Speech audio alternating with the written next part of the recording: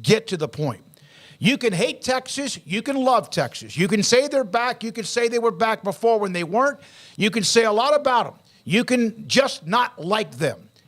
That on Saturday night in Tuscaloosa, and even when they fell behind 16-13, which a lot of teams might have crumbled in the way they responded, what they did was real. It was impressive. This is no hype train.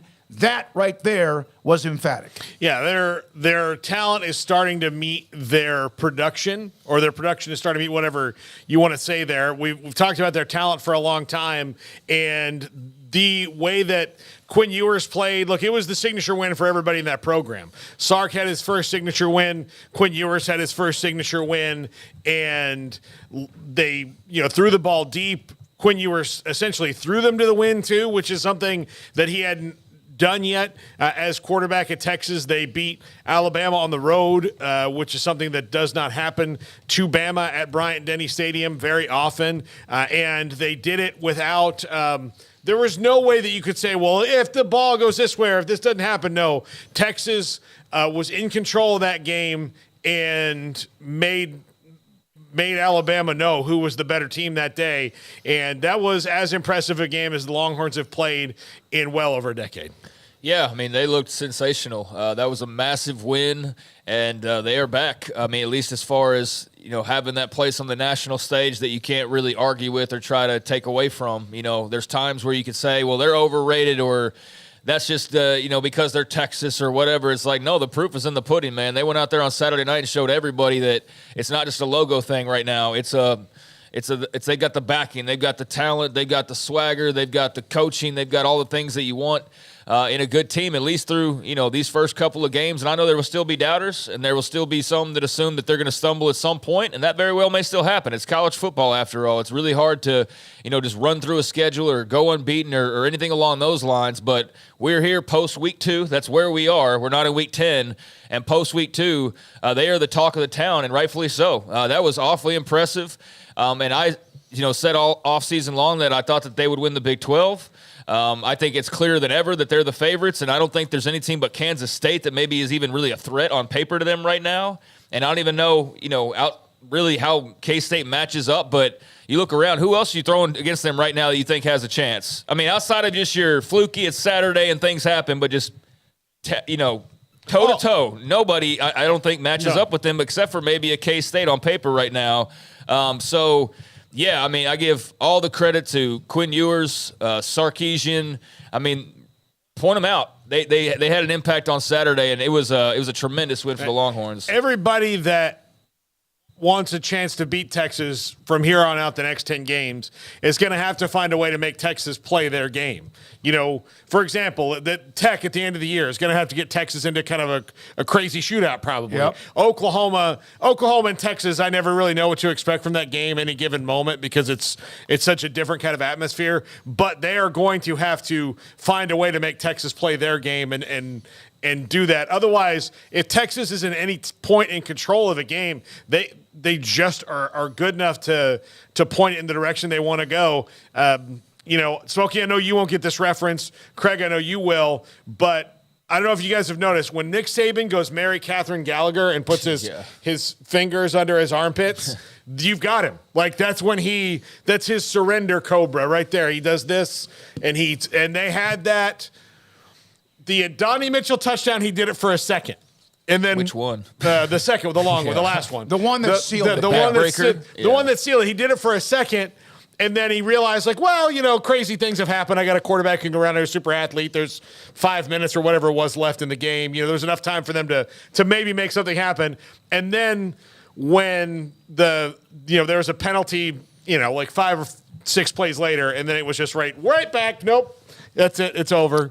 Well, I mean, they are awfully good. I mean, through what we've seen so far, and Saturday night, I mean, that was impressive, as we've said. But, I mean, from top to bottom, the defense played their tails off. Now, we do need to get into just how painful it was trying to watch Alabama do anything offensively outside of just hit a deep ball on occasion. We will. But I don't want that to take away from Texas because I still think they've got the studs on defense, and they were flying around, and they were being physical. And, they just had that kind of trash talk and that swagger about them where – they had the touchdown where they just bullied their way into the end zone there in the second half, and you saw the offensive lineman like looking at the Alabama crowd like, come on, and that was just like you could just feel like, oh, that's different. Like that's not empty. That's like what really good teams act like when they're beating another really good team and they're kind of just like shoving it down their throat and showing you like, no, we're here and we're for real. And that's what I got. I don't know about everybody else, but that's the vibe I got on Saturday of like, oh no, this is for real.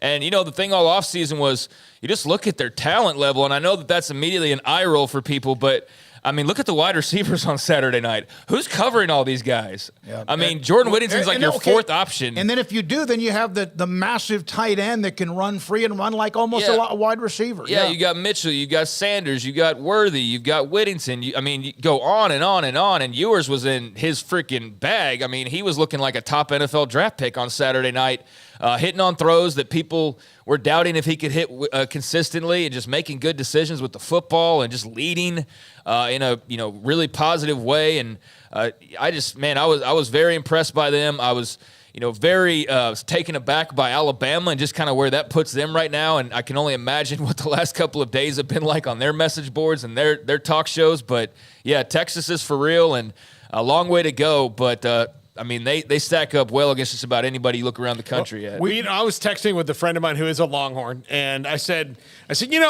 right now it just looks like you Wait a minute, did you just say what I think you said? Yeah, I'm fine. Friend of your... I do. I have several. Kidding, yeah. I have several. I mean, I don't run in those circles completely. I mean, I'm not do you buy crazy. Christmas stuff? Yeah, no. But no, I said, it looks to me right now like yours is like 5% of the way away from where everybody wants him to be. And that was like in the second quarter when it was, it was still kind of back and forth and in question. And then after halftime, I'm like, nope, 5% found. He found it. He got it. And whatever it was, that was, and maybe part of it is Steve Sarkisian feeling the confidence and being in the situation to finally really let it loose, and go, all right, you know what? I've got these guys. I've got some horses. Let's let them run. And they did it. All right. Let's get to some facts and also some other notes. Here's the note about Texas snapping Alabama's 57-game non-conference regular season win streak. 57 consecutive non-conference regular season, because they've lost in the bowl games or playoffs to non-conference teams, regular season win streaks. Also, from Roger Wallace, who joined us last week, he does color for Texas Radio. The highest ranked non-conference road win for Texas since winning at number 2 Notre Dame in 1954 when they beat Alabama on Saturday night. It also was their first win against a top 3 team since that crazy tri-championship that came down to the BCS, down to Data in 2008 when they beat Oklahoma. Here also, I like this one. Jalen Ford, their star linebacker, he put this up on, I think this was maybe yesterday. Okay, I've seen enough. It's all poison now, which is also something that many coaches talk. No, like, rat poison. It's like, don't do this. And I remember Parcells talking about don't eat the cheese. People start patting you on the back. And I like the fact that he put that out there. And that's going to be for most anybody. You got to be careful because we've seen Texas win games early on. This one was different. And I know if you're a Big 12 fan, you're like, oh, my God, we're going to talk. Yes, they earned the discussion right now because of what they did in Tuscaloosa. Yeah, we're 5 minutes into the show. We can get to other things. Rat poison, that's a Saban thing.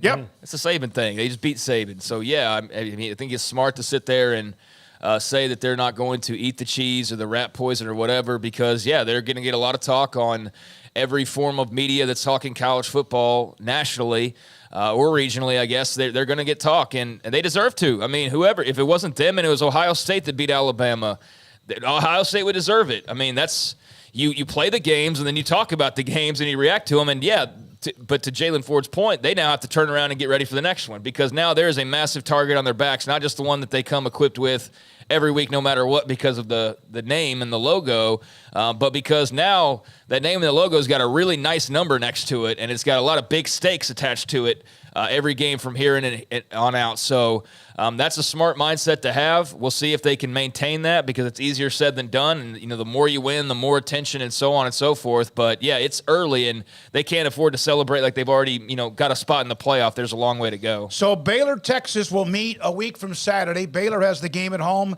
They were supposed to, have a home-and-home with Louisiana Tech. Well, Tech canceled that out to play Missouri. So last year, that's why Baylor played Albany, who they would rather not. And then this weekend my God, I can't imagine, win the game against Long Island. They play Saturday at 11 o'clock. And then the game that opens up the Big 12 between Texas and Baylor, 6:30. The game will be on ABC. And I would think that when Texas is on with where they are, and even sometimes when they were struggling, they're going to get a lot of that primetime type opportunity. Plus, if it's Fox, then they're going to get some games that start at 11 because that's their number one spot. And yes, we will get into all the rest of the top 25, including Colorado at 2-0, smoking Nebraska. So there's that. McLean Stadium, Saturday night against Baylor at 6:30 kickoff on ABC. That's certainly not because of Baylor.